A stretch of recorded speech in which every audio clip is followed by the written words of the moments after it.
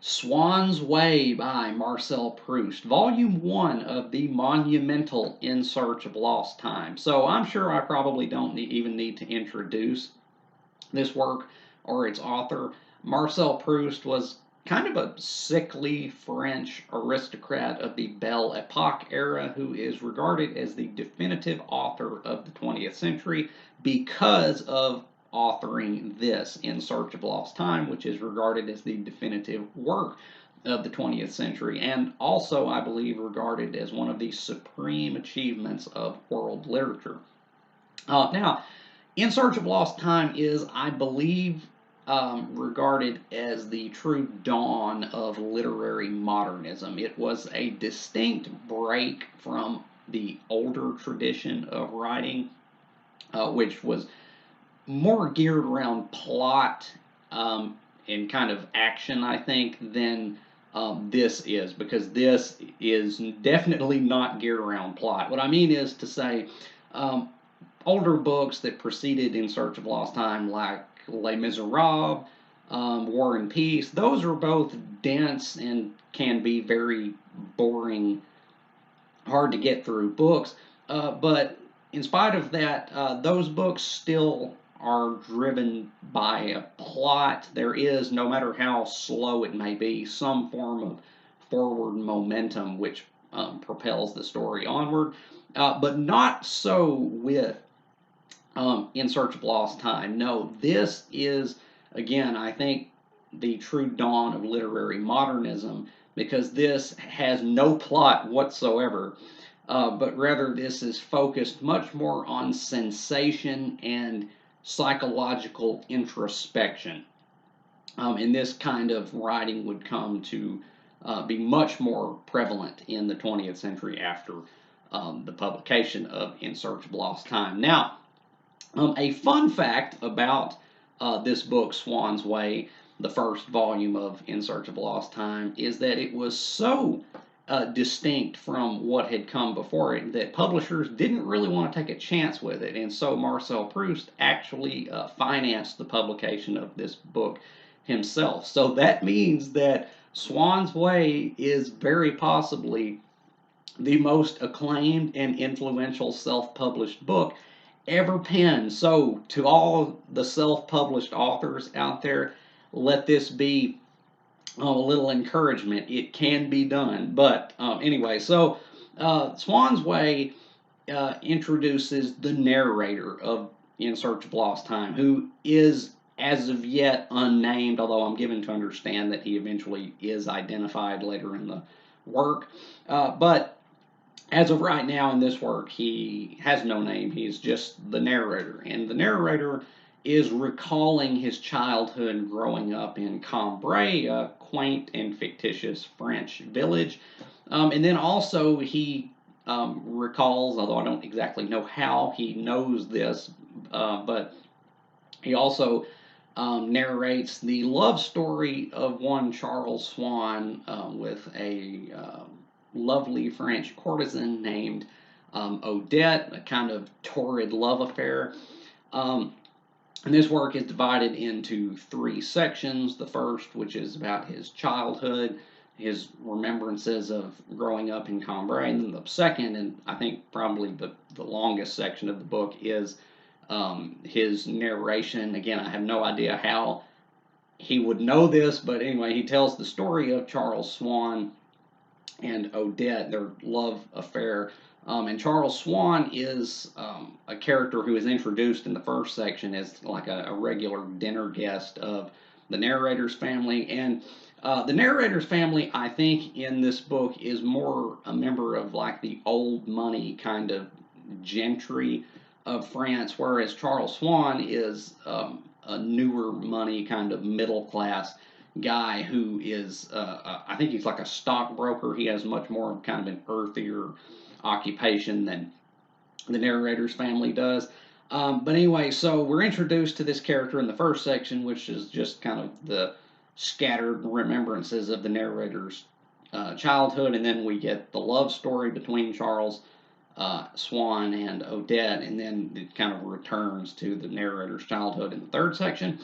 And the first section of this book is notable because of the episode of the Madeline. And a Madeline is one of those little snack cake things that the narrator dips into some tea and eats, and has a powerful, like overpowering recollection of moments in his childhood when he likewise partook of that particular snack. And it's that instance which really introduces the main preoccupation of In Search of Lost Time, which is time and memory. And in particular, involuntary memory, those instances in our lives where we are confronted by something which harkens back to something that we had encountered earlier in our lives, and which just sweeps us away back to those times in the past, and where we can really remember so vividly what our past was like. And I will read the episode of the Madeline in here because I think it demands to be read, because this is truly breathtaking writing. So bear with me, it's kind of a longer excerpt that I'll be reading, but like I said, I think it demands to be read. So, many years had elapsed during which nothing of Cambrai, except what lay in the theater and the drama of my going to bed there, had any existence for me, when one day in winter, on my return home, my mother, seeing that I was cold, offered me some tea, a thing I did not ordinarily take.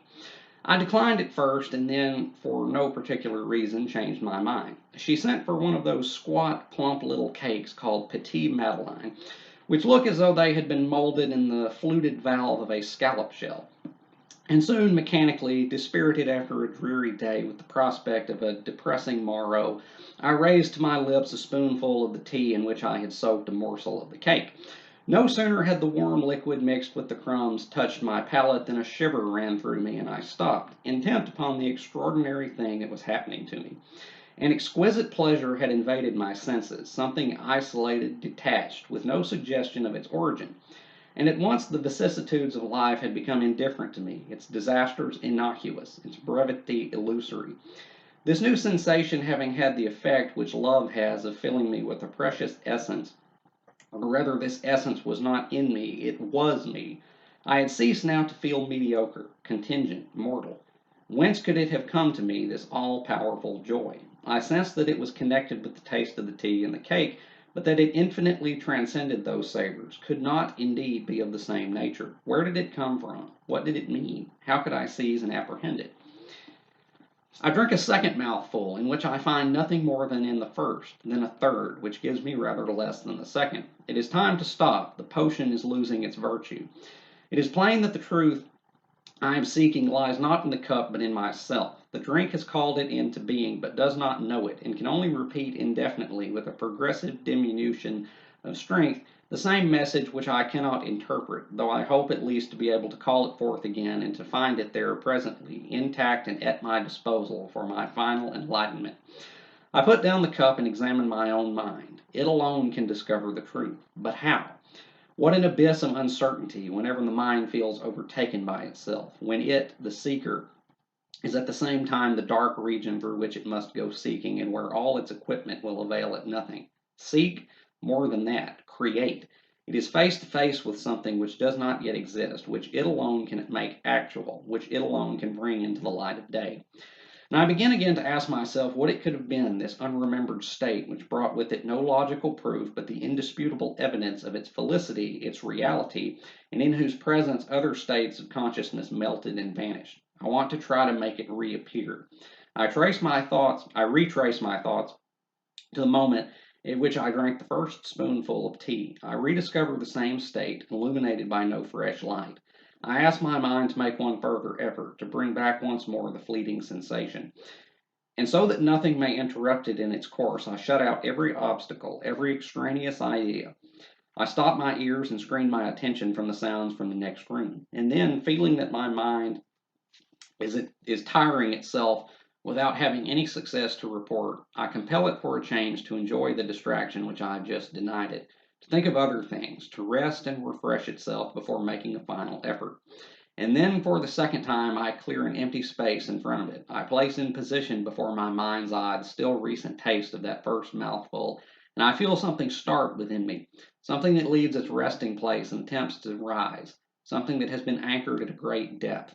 I do not yet know what it I do not know yet what it is, but I can feel it mounting slowly. I can measure the resistance. I can hear the echo of great spaces traversed. Undoubtedly, what is thus palpitating in the depths of my being must be the image, the visual memory which, being linked to that taste, is trying to follow it into my conscious mind, but its struggles are too far off, too confused and chaotic. Scarcely can I perceive the neutral glow into which the elusive whirling medley of stirred up colors is fused, and I cannot distinguish its form, cannot invite it as the one possible interpreter to translate for me the evidence of its contemporary, its inseparable paramour, the taste, cannot ask it to inform me what special circumstance is in question, from what period in my past life. Will it ultimately reach the clear surface of my consciousness, this memory, this old dead moment which the magnetism of an identical moment has traveled so far to importune, to disturb, to raise up out of the very depths of my being? I cannot tell.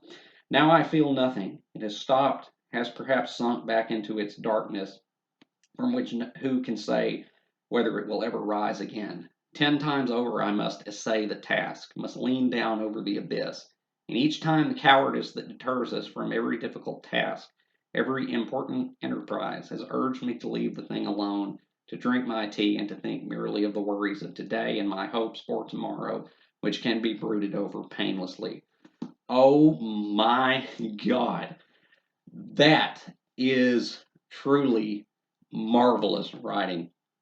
It is that is on another level, truly. But that instance right there, which I read, is really the launching pad, I think, of what In Search of Lost Time is all about. It's about recapturing the past through memory and also analyzing that memory to understand ourselves better, I think. That comes from the first part. Now, the second part, as I said, is the love story. It's called, I think, Swan and Love, which I think you can actually buy that section by itself because it's kind of like a novella all its own. I mean, it concerns the love affair, as I said, between Charles Swann and Odette de Cracy. Some of these French names I'm going to have trouble pronouncing and probably butcher. But Charles Swann, as I mentioned, is introduced in the first section as kind of a friend of the family, the narrator's family. And then the second part is the narrator. I don't know how he's supposed to know this or have knowledge of any of these events, but somehow he does. And so we get the extended love affair between Charles Swann and Odette de Cracy. Again, probably butchering that name. But anyway, so this is, I think, the longest section in the book, and this is what the book is uh, maybe best remembered for after the Meline episode. And this part kind of caught me off guard because I wasn't really expecting it to do that, where it just kind of up and leaves the narrator's story, but yet the narrator is still somehow telling this story that he by rights should have no knowledge of.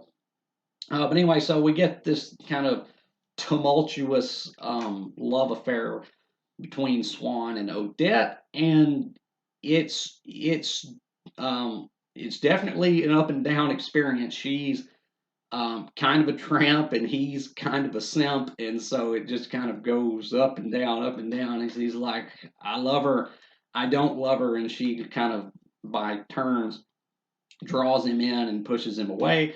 And so we get that, a lot of that. And then it ends kind of oddly, that section does, where it seems as though Swann has fallen out of love with Odette, where he's like, nah, she's a hoe. I don't need her. So it seems like he's just pulling back. He's like, deuces, I'm out.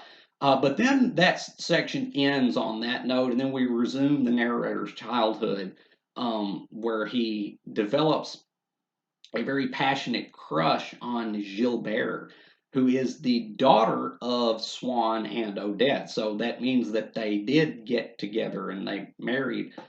even though you kind of wouldn't think that they would have based on the way that their love story kind of ends.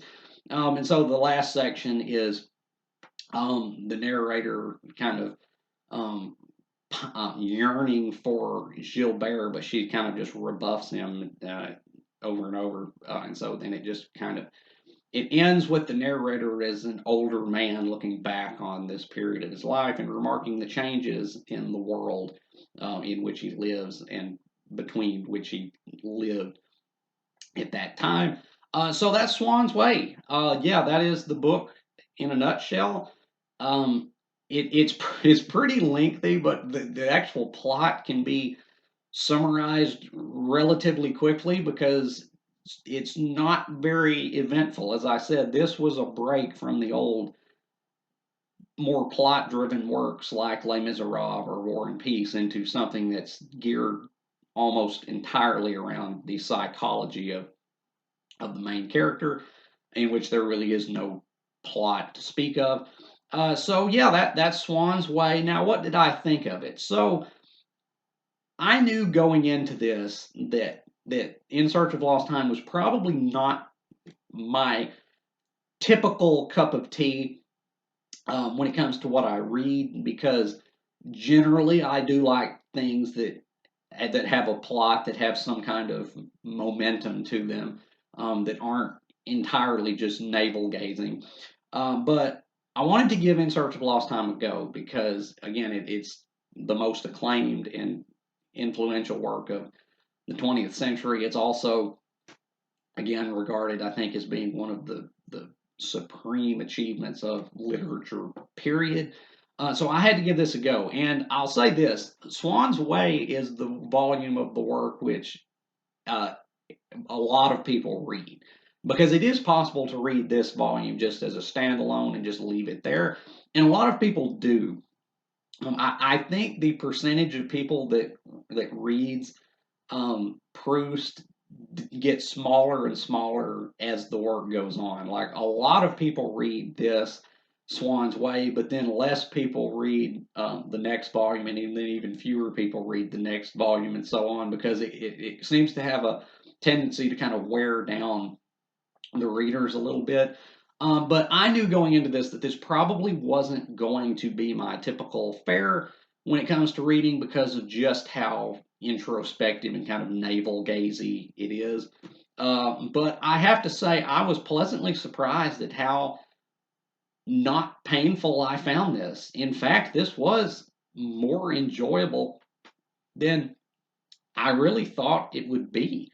I have to say, I actually didn't dislike this really. And that has largely to do with the writing because, good Lord, the writing in this book is unfreaking real. Um, I mean, you might have got a hint of that by the excerpt that I read, but I mean, this is truly like God tier level writing. I mean, this is some of the most lush and sumptuous prose I have ever encountered in my life.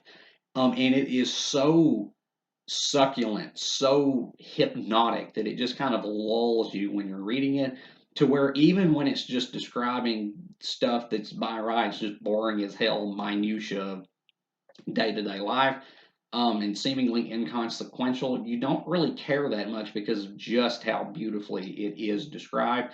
So even though this book, by rights should have bored me, I was able to stick with it because it's just so freaking beautiful. It really is. It's kind of hypnotic. It just pulls you along these words. They just tumble one after another in the most artful way possible, it seems. It's just literally, the writing in this is just on another freaking level. So the writing in this is great. The characters, they're pretty good. The narrator is, again, it's so geared around his headspace. It's so introspective that he, by rights, better have been a well-developed character in this, and he was. Although I will say, I have to confess that I had a little trouble um, figuring out exactly how old he was supposed to be in this work because, like, in on the first page, he makes reference to what I think is um, like a wet dream. Again, some of the writing is so artful that it's kind of ambiguous as to what exactly he means, but I think he's referencing some sexual matters like a wet dream on the first page. So I was like, oh, he's like an adolescent. But then there's an extended sequence in the beginning portion where he just bawls his eyes out if his mother doesn't kiss him goodnight when he goes to bed. And so I was like, wait, how old is this guy? Is he like a little boy? Is he a teenager? It was kind of indistinct a little bit. But we get a really clear picture of his mentality. He's very aesthetically oriented. He's very into arts and literature. He's very much an appreciator of beauty. And then the secondary characters also have some real life to them just because we're seeing them so totally through his eyes. Like Francois, their maid, who is kind of much less educated and kind of provides some comic relief, but yet she's also kind of sassy and kind of takes no crap, you know. She was a great character. And then Charles Swann and Odette, we get uh, really vivid pictures of them in their love story sequence. And then, of course, we get Gilbert in the last sequence, who is kind of a tease. She kind of leads the narrator on, but then kind of just rebuffs him whenever he is, you know, getting really close to her. So the characters were good as well. And, you know, the themes of this, I really actually did respond to quite well. It's very concerned with something that has, as time has gone on, has become more and more um, um, important to me, um, more forceful to me, I guess, which is the passage of time and the nature of memory. And what I really loved about this book is that it ended on kind of a slightly melancholic note. Um, which really made me want to keep reading to stay hooked for the duration, or at least, you know, at least for the immediate, you know, what proceeds immediately. Because this line right here really kind of spoke to me. The last line, literally the last line in the book, where it says, "The places we have known do not belong only to the world of space on which we map them for our own convenience. They were only a thin slice held between the contiguous impressions that composed our life at that time. The memory of a particular image is but regret for a particular moment, and houses, roads, avenues are as fugitive, alas, as the years."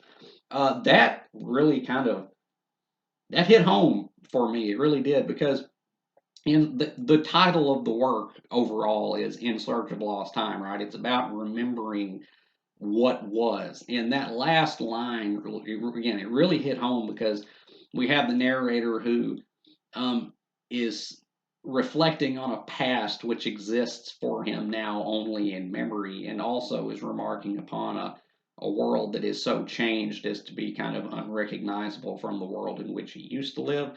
And it's really effective, or at least it was for me.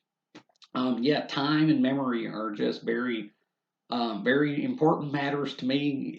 As time has worn on, the passage of time has become um, a much more important matter. And I have to say, this book really did a great job of uh, um, kind of touching on that, I guess. And so, honestly, I have to say I really liked Swann's Way, or at least more than I thought I would. And to rate Swann's Way, I'm going to give this book an A minus. Actually, I am. Maybe not quite an A or an A plus, um, because the romance part in the middle, kind of, that again, is as beautiful as it is. It kind of it goes on and on. But so yeah, I'll give Swann's Way an A minus. I actually liked this more than I thought I would. And, you know, I can't promise that I'll make it all the way to the end of In Search of Lost Time, but for now, speaking currently, my commitment stands. I actually, this was more enjoyable than I thought it would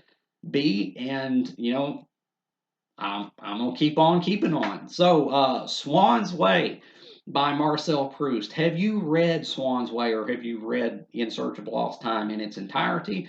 If you have, let me know down in the comments definitely what you thought about it, whether you have agreed or disagreed with anything I've said here today.